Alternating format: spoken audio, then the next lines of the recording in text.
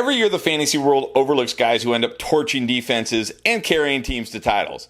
This is your wake-up call because in 2025, there are 10 players flying way too far under the radar. And if you're not targeting them, someone else in your league is about to look like a genius. We're talking disrespected vets, breakout candidates, and post-hype sleepers, all sitting there with price tags that scream steal. These are 10 insanely underrated players for 2025, and they could just win your league. Starting with Calvin Ridley, and I wasn't really on Calvin Ridley last year when he went to the Titans, and yeah, he was okay. I mean, he barely eclipsed 1,000 yards, had a measly 4 touchdowns, but that was pretty much because he had to play with Will Levis and Mason Rudolph at quarterback. Now he is getting a massive quarterback upgrade with Cam Ward. I kind of compare him to what we saw with Terry McLaurin last year with Jayden Daniels. Because when you look at Calvin Ridley last year, he had the third most deep targets of any wide receiver, but he had the most unrealized air yards of any wide receiver last year. That's right, over 1,000 unrealized air yards.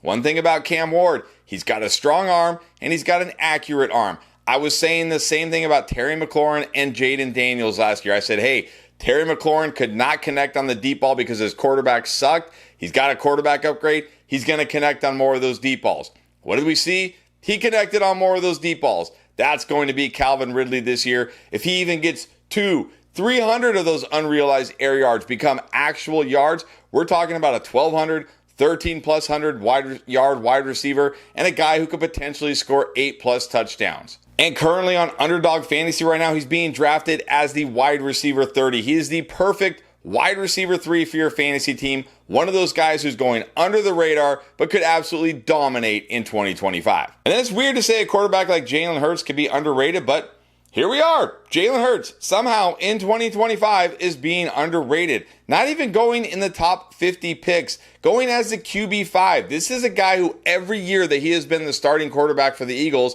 has scored at least 10 rushing touchdowns and has averaged over 21 fantasy points per game. And look, it doesn't sound like the tush push is going anywhere. They tried to get rid of it and it wasn't even close to being vetoed. We're going to go into 2025 with the tush push likely there, with the same Eagles offense, with Jalen Hurts running and scoring a bazillion rushing touchdowns. But he's going as kind of what I say, a discount elite quarterback, because the other quarterbacks like Jayden Daniels, Josh Allen, Lamar, Joe Burrow, you got to draft these guys in the 3rd round, early 4th round. But I keep getting Jalen Hurts in the 5th round of my underdog drafts, which means I can still get elite running backs, elite wide receivers, and then still get an elite quarterback. So I don't really like going early elite QB too often. I think there's plenty of depth at the position.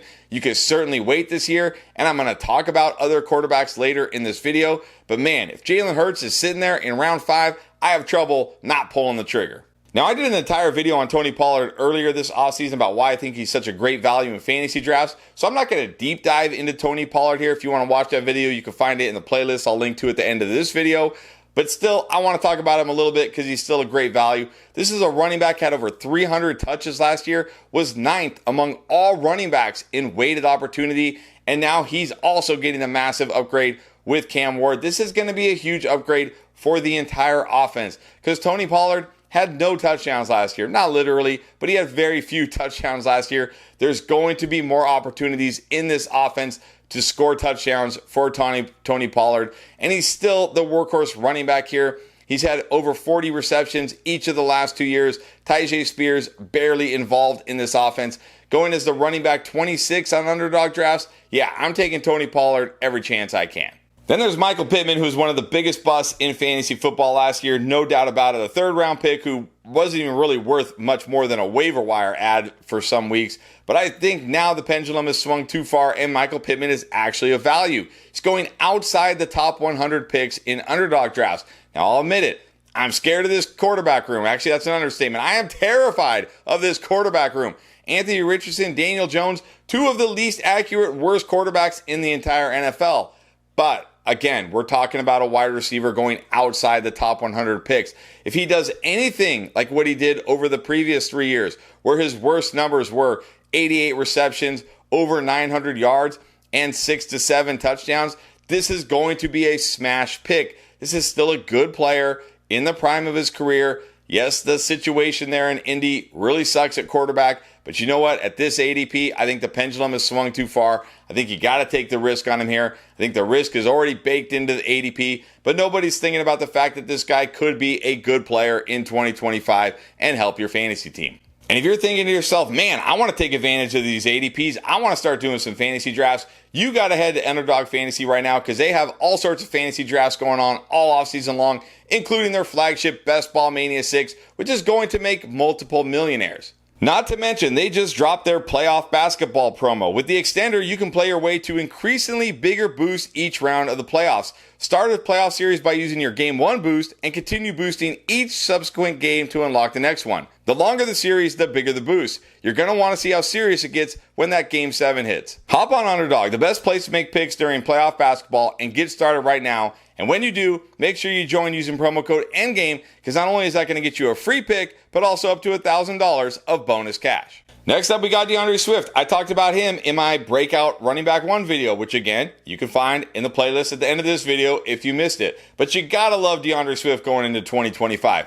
I and a lot of people thought the Bears were certainly going to do something at running back in the draft, and they did, I guess, in round 7, but that doesn't scare me off of DeAndre Swift. This is a guy who had over 250 carries last year behind one of the worst offensive lines, had no efficiency, and still averaged over 12 fantasy points per game.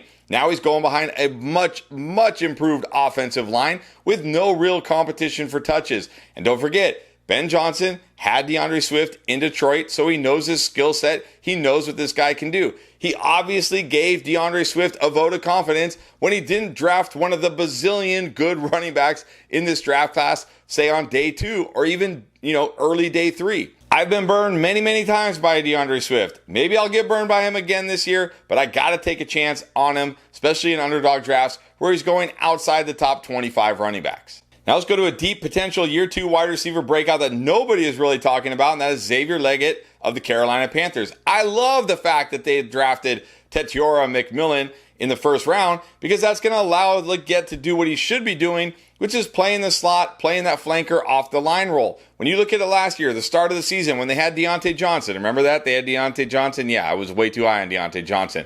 But when they had Deontay Johnson, he barely played on the outside on the line of scrimmage. Over 60% of the time, he was off the line of scrimmage. This is how he needs to be used. And he was having a nice start to the season. Then they traded away Deontay, and they moved Legette to that X wide receiver role, and he was terrible down the stretch. But they drafted a true X wide receiver in McMillan, which means he won't have to do that anymore. I think he's being completely slept on in fantasy drafts. Bryce Young showed potential at the end of the season. The offense showed potential at the end of the season. If that carries on into 2025, Xavier Legette is going to be an absolute steal in fantasy drafts, going outside the top 150 players at the moment. Now, I was way too high on Dalton Kincaid last year, as were a lot of people. He was being drafted as a top 5 tight end and certainly did not live up to a top 5 tight end. In fact, he finished as a tight end 18 in terms of points per game, but he's still a great value this year, going pick 136, tight end 14. I think the pendulum has swung too far the other way now. Now, despite his bad season, he ranked 8th among all tight ends in target share and had the 7th highest target rate among all tight ends. And the Bills didn't do anything at wide receiver this year. They basically got rid of Amari Cooper and replaced him with Josh Palmer. I like Josh Palmer. He's fine. But there's still plenty of opportunity here for Kincaid. Look, some tight ends take a while to develop. He's entering year 3. Maybe this is the year he puts it together, has that breakout season. But I certainly think where he's going in your underdog drafts or even your fantasy drafts where you can just punt tight end, take Dalton Kincaid, I think it's worth the risk. Now, earlier in this video, I hinted at more quarterback value, and I seem to be the only guy who likes drafting Dak Prescott. I don't really understand why people don't like drafting Dak Prescott, and unless, of course, you're a Cowboys fan, then I get it. But this is a guy who's mostly been very good as a fantasy quarterback. Obviously, 2024, terrible year, we'll write that off. But in 4 of the previous 5 seasons, this guy averaged over 21 points per game. There's not a lot of quarterbacks that give you that kind of upside. What did the Cowboys do this offseason? They went out and traded for one of the best contested catch, one of the best deep ball threats in George Pickens. So now he's going to have that opportunity to hit on those big plays, those big touchdowns to Pickens. And in the draft, they drafted a first-round offensive lineman. So one of the major weaknesses last year on the offense was that offensive line. They're starting to improve it. I think Dak Prescott can definitely bounce back. have a season more like what we saw, in 4 of the 5 previous years where he was very, very good. Currently going as a QB 14, but has the potential to be a high-end QB 1. And then back to tight end with Dallas Goedert. Now, Dallas Goedert, again, was a disappointment in 2024. And then coming into 2025, we heard all these rumors like the Eagles were trying to trade him. But instead, what happened? They signed him to an extension. And now he's locked into this offense as a tight end 1. And we're going to see the same thing we saw in 2024. And despite what felt like a bad year for Dallas Goedert because I guess of where he was drafted, he still averaged over 10 fantasy points per game.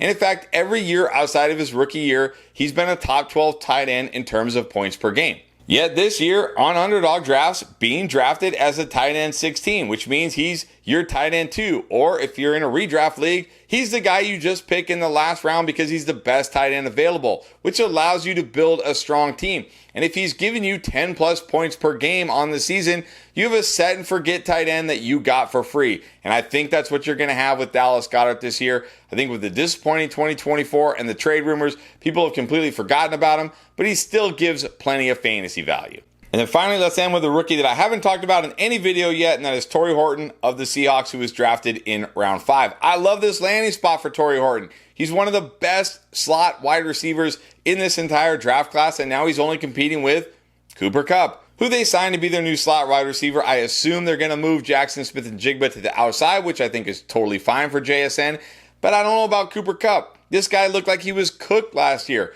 So if he is actually cooked, or if he gets hurt, or both, which is certainly possible, Torrey Horton is going to have to get more run. They're going to have to give this guy more run. He brings juice to the table that really Cooper Kupp has never had in his career and certainly doesn't have at this point of his career. So again, I don't know if Torrey Horton's going to get off to a good start because I'm sure they foresee Cooper Kupp being their slot wide receiver. But as the season goes on and Kupp is probably struggling and Horton is putting together, good plays, making plays, they're going to have to give this guy more touches, going to have to give him more opportunities. I think that's what's going to happen. I'm going to take chances on Horton, who's going outside the top 200 players. He can literally be your last pick in Underdog Drafts, but he has the upside to give you spike weeks and the potential to really be a league winner in the second half of the season if Kupp is really cooked or gets hurt. If you want to check out the videos I referenced earlier in this video or many other videos to help you win in 2025, you can find everything you need in our playlist right here.